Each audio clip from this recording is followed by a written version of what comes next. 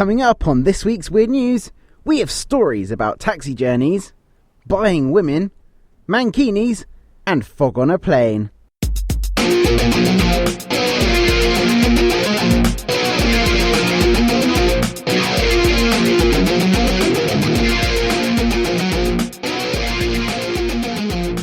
And now, it's time for this week's Weird News with Daniel Bryan. It's that time again for more Weird News.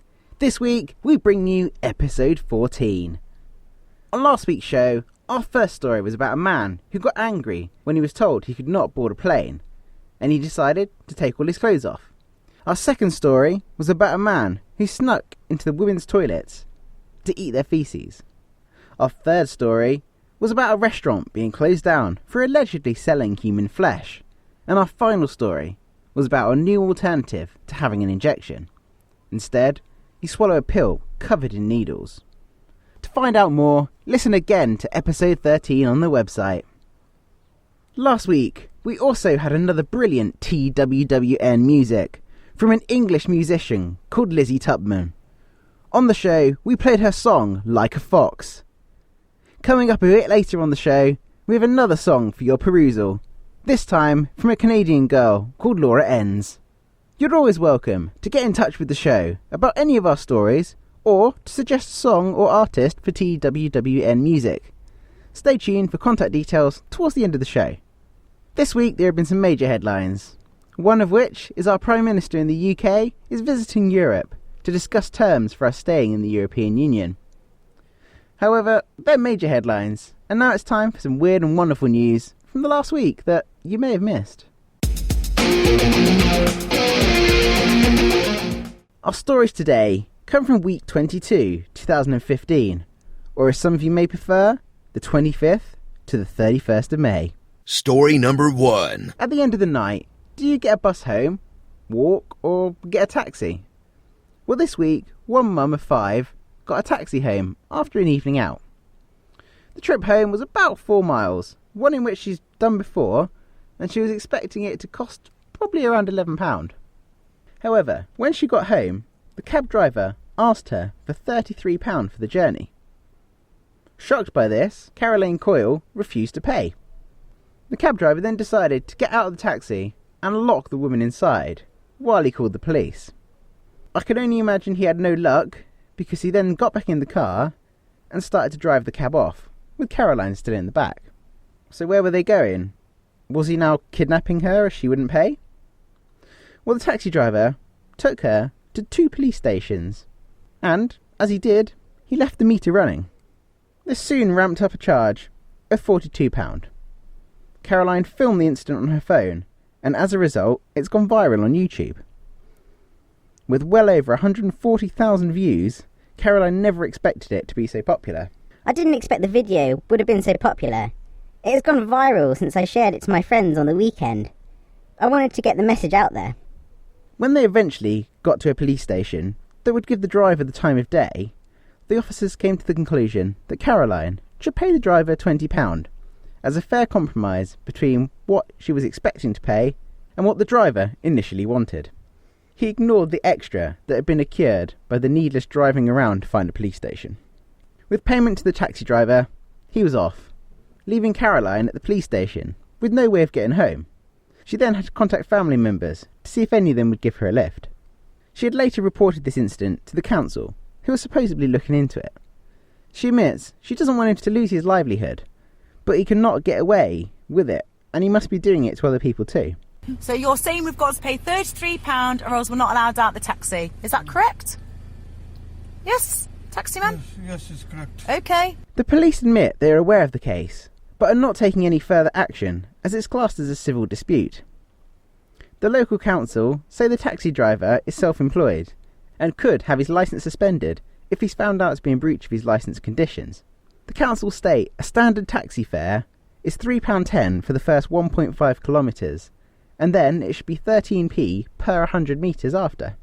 After 11 p.m. and until 6 a.m, drivers can charge an additional 25%. So this would be £3.88 and then 25p per 100 metres again. So, if you do the math, which I have actually done, Caroline's 4-mile journey then should have cost probably about £11.38 instead of £33 that was demanded. So what would you do? Would you just pay it and trust the taxi driver is correct? Get in touch with your views. Story number 2. How did you meet your girlfriend, boyfriend, husband or wife? I would imagine it's quite a normal occurrence, and that you didn't try to buy your significant other. I'm sure some of you may agree that this would make the process a little bit more straightforward, cutting out all the dating etiquette. But on the other hand, it's slightly immoral. Well, President Obama's daughter has attracted the attention of one man who has become besotted with her. In fact, he's a lawyer as well, so not a bad catch, you would think. Felix Kiprono became fascinated with Malia Obama in 2008 and says he's been saving himself for her ever since. So what's the going price for a president's teenage daughter? Nope, no ideas? Well, Felix has offered Barack Obama 50 cows, 70 sheep and 30 goats if he lets the two tie the knot. One small snag to his plan, however, is the lawyer cannot currently afford his offer, and apparently said, "I've shared this with my family, and they are willing to help me raise the bride price." Felix is currently drafting a letter that he plans to give to the US Ambassador of Kenya to pass on to President Obama with the offer. He has even gone as far to plan his proposal to Malia, and wants her to accompany the President on his next visit to the country, at which point he'll pop the question on a hill in Bureti, which is a traditional place where leaders and warriors are usually crowned. He has declared that he will give her undying love, and that he is not after the family's wealth. He also claims he's going to teach Malia to milk a cow, cook traditional food, and act like other Kalenjin women. So is this a fair price to pay? What will Obama think? And how much would you have paid for your other half? Maybe you should tell each other and see how it turns out. You can become part of this week's Weird News. This section of the show could be dedicated to you. Sponsor the show and we can fill this section with a tailor-made advert just for you. Reach your audience in a different way with the power of a podcast. We are open to your ideas, so get in touch at thisweeksweirdnews@gmail.com. Get on board with us now as our listeners grow and we can reach more and more subscribers together. Story number 3. Who out there has seen the film Borat? If you have, and maybe if you haven't, you may remember the mankini he wears in the film. This small bit of fabric that rather poorly covers up his manhood. Well, Newquay over the last few years has gained a reputation for stag and hen parties, and it's less and less known for a family holiday. As a result, more drunken debauchery happens in the town. This came to a head in 2009 when 2 teenagers fell to their deaths in separate instances from cliffs around the town. Locals protested, and it was declared that something had to change. Now they have tighter tolerances to alcohol-related behaviour. This goes for when out in clubs, etc., but also for when they're on their way home and going about the town. Another complaint from locals was whenever out, they would see someone wearing a mankini. As a result, they decided to ban mankinis from Newquay. The police will now tell anyone wearing a mankini to go home and get changed if they see them wearing one. As a result, from the controls, antisocial behaviour in the town has actually decreased. Less stag and hen parties are visiting the destination, and more families are returning for holidays. So what do you think? Is this a result of the ban on mankinis? Or is it just a general change in where people want to go? Would you ever wear a mankini? Get in touch with your views. Story number 4. Passengers were left bemused, and some a little scared on a flight this week. The flight in question was on the runway in China, when the cabin began to fill with fog. Numerous pictures are online of the cabin filled with fog, and the crew going about their business like normal. Shortly after taking off, they were serving food and drink to the customers, still surrounded by fog. It caught many people by surprise, and it was certainly unsettling. But the cabin crew were very professional and told everyone it was nothing to worry about, said one passenger. So what went wrong, and what was causing the fog? They said it was very simply water vapour that was being sucked in from outside, but it made the place look like a giant sauna. A spokesman for the airline said it was simply due to the aeroplane's air conditioning system, taking in vapour from outside. Shenzhen City was experiencing heavy rain that day, causing high humidity in the air, which in turn caused the cloud to fill the interior. People initially believed it was smog, which is a form of pollution in the air in China that was sucked into the plane. The airline, however, denied this was the case. Do we believe them, or do we not? So what would you have done? Would you have freaked out, screamed and demanded to get off the plane? Or would you have enjoyed the novelty of a fog-filled plane? And there we have it. This week's 4 news stories that we hope you enjoyed enough to tell your friends and to get in contact with the show about. Send comments to thisweeksweirdnews@gmail.com. or comment on our social media pages. Comment on Facebook at facebook.com/thisweeksweirdnews or on Twitter @weeksweirdnews. Or you can go to our website at www.thisweeksweirdnews.com. And now it's time for TWWN Music, where we showcase up-and-coming talent in the music world. Over the last few weeks, we've had some great songs played on the show. Check out the TWWN Music page on our website to listen to our previous featured artists. This week on the show, we have Laura Enns. Laura lives in Canada, and today we are featuring the first song that she ever wrote herself. As a result, it has a very special place in her heart, and hopefully today it can find a special place in yours too. Laura has written other songs, and you can check these out on her YouTube channel. Just go to youtube.com/Laura Enns Music. The song being played today is called Written, and it's currently being played on CBC Radio in Canada. Check out our website at www.thisweeksweirdnews.com and click on the TWWN Music tab to listen again to Written and to watch the music video. There are also multiple links to Laura's social media pages and of course her YouTube channel. Thanks for listening today.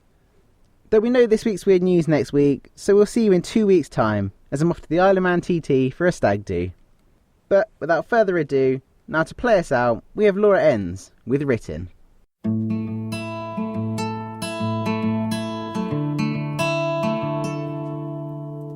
Words are few and far between. I'm scanning over what they mean, but now I've lost the words. Writing down for speaking up when words can't reach above a whisper and can't be heard. It's harder to admit that I just can't take it. I can't even believe it when you say you can't make it. Everything falls further and further apart each day. I don't know why I kept it, but I still have the ticket. I pick up all the pieces, but I can't quite fix it. It's written on my heart and I just can't erase it.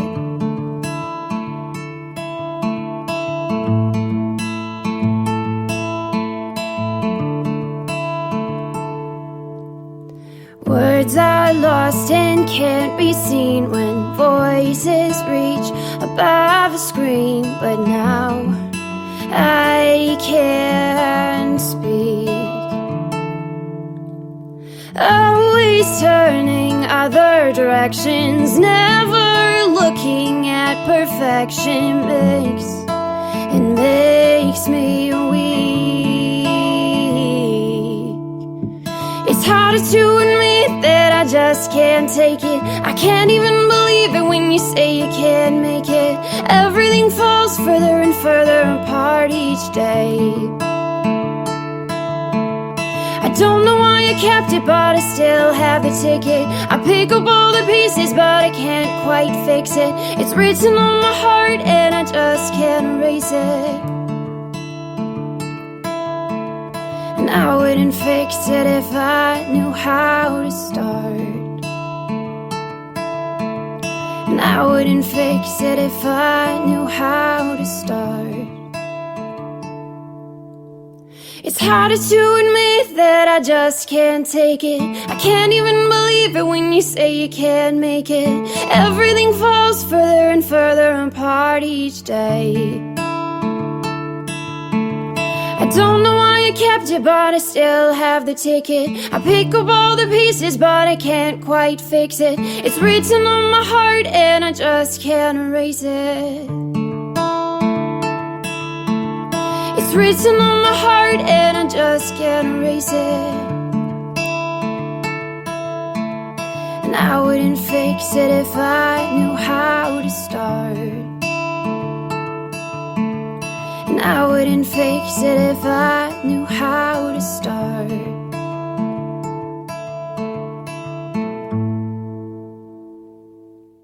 Join us next time for more weird and wonderful news from around the world. Only on this week's Weird News. Goodbye.